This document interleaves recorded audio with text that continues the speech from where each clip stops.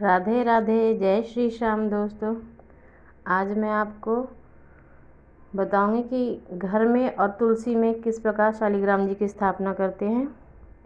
पहले आप शालिग्राम जी को स्नान कराने के लिए कोई भी साफ बर्तन ले ले, उसमें अष्टदल कमल बना ले और फिर शालिग्राम जी को पंचामृत व सादा जल से स्नान कराएं। जो भी हम सादा जल लेंगे उसमें तुलसी पत्र व गंगा जल डाल लें।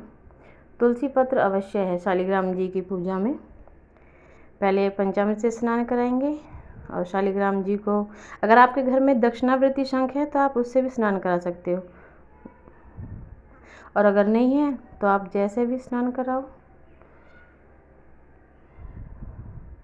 शालिग्राम जी को स्नान कराने के बाद हम किसी साफ कपड़े से हम इन्हें पोंछ लेंगे।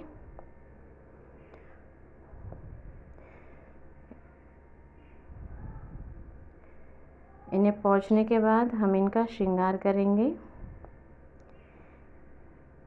मैं इनको सिर्फ तिलक लगाती हूँ, बाकी आप लोग जैसा चाहो वैसा श्रृंगार कीजिए। कोई किसी प्रकार करता है, कोई किस प्रकार करता है। मैं इनका सिर्फ तिलक से ही श्रृंगार करती हूँ। इनको पीले चंदन का तिलक लगता है और इस तिलक के बीच में आप बीच में लाल कुमकुम का तिलक लगाएंगे, इस प्रकार से। बाकी आप जिस प्रकार का तिलक लगाना चाहते हो, विष्णु भगवान के जिस संप्रदाय से हो, आप उसी प्रकार का तिलक लगा सकते हो। और मैं इन्हें यहाँ पे विराजित करती हूँ। इनके लिए मैं एक छोटा सा सिंहासन भी लेके आई हूँ। आपके घर में अगर सिंहासन है तो आप उस पर विराजित कीजिए, अगर नहीं है तो कोई बात नहीं, आप उन्हें किसी कटोरी में भी रख सकते हैं या फिर मौली का आसन दे के उस पर विराजित कर सकते हैं। और इनके पास तुलसी हमेशा रहनी चाहिए, क्योंकि इन्हें तुलसी तो बहुत प्रिय है। और इन्हें हम मिश्री का भी भोग लगाएंगे। अगर मिश्री ना हो तो कोई बात नहीं, लेकिन इन्हें तुलसी का भोग हर रोज़ अवश्य लगना चाहिए। और फिर इसके बाद हम इनकी धूप दीप से आरती करेंगे। इस प्रकार हम अपने मंदिर में, मैंने छोटे शालिग्राम जी की स्थापना की है और ये बड़े शालिग्राम जी की मैं तुलसी में स्थापना कर रही हूँ। इनको भी मैं पहले पंचामृत से स्नान कराऊंगी।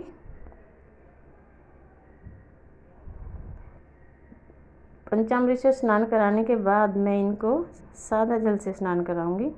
इस जल में भी गंगा जल और तुलसी पत्र हैं, क्योंकि तुलसी पत्र के बिना शालिग्राम जी का स्नान अधूरा है। और अब मैं इनकी मक्खन से मालिश करूंगी। शालिग्राम जी को मक्खन से मालिश भी होती है।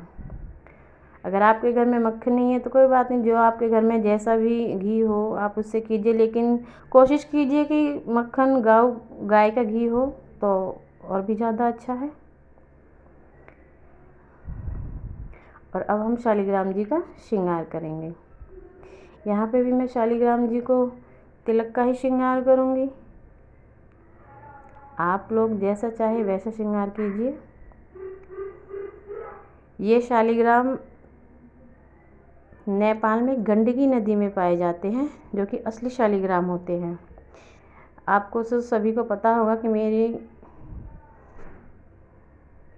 छोटी बहन कुछ दिन पहले ही नेपाल गई थी और वहाँ से ये शालिग्राम लेके आई थी, तो हम इनकी स्थापना कर रहे हैं। नेपाल में गंडकी नदी में पाए जाते हैं ये, इस प्रकार से। मैंने इनको पीला चंदन लगाया है और ये बीच में कुमकुम से इनका तिलक कर रही हूँ। हाँ दोस्तों, मैंने ये हरी चंदन बनाया हुआ है। हरी चंदन कैसे बनता है इसके लिए मैं आपको एक अलग से वीडियो बना के दूँगी। मैं आपको बतलाऊँगी कि हरी चंदन क्या होता है। अब हम तुलसी के पास इन्हें आसन देंगे, पीला वस्त्र बिछा के। और ये मौली का इन्हें आसन दूंगी मैं तुलसी के पास। शालिग्राम जी तुलसी के पास होते हैं तो उन्हें तुलसी पत्र लगाने की कोई आवश्यकता नहीं है। और अगर आप लगाना चाहो तो लगा भी सकते हो। इस प्रकार हम इन्हें तुलसी में आसन दूंगी।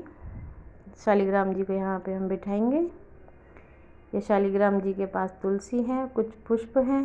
शालिग्राम जी को तो वैसे पीले पुष्प ही चढ़ते हैं, मगर मेरे पास थे नहीं तो मैंने यही चढ़ा दिए हैं।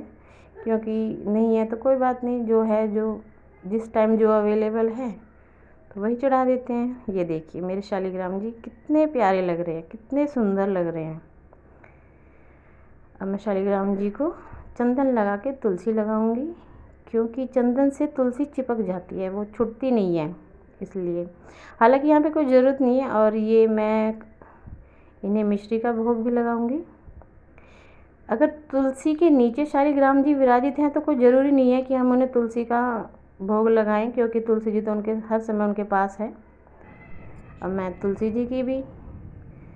जी को भी मैं तिलक लगाऊंगी, उनकी पूजा करूंगी, दोनों की आरती करूंगी। धूप दीप से उनकी आरती करने के बाद हम तुलसी जी को जल चढ़ाएंगे और फिर तुलसी जी की जितनी हो उतनी परिक्रमा करेंगे। 1 5 7 परिक्रमा भी कर सकते हैं।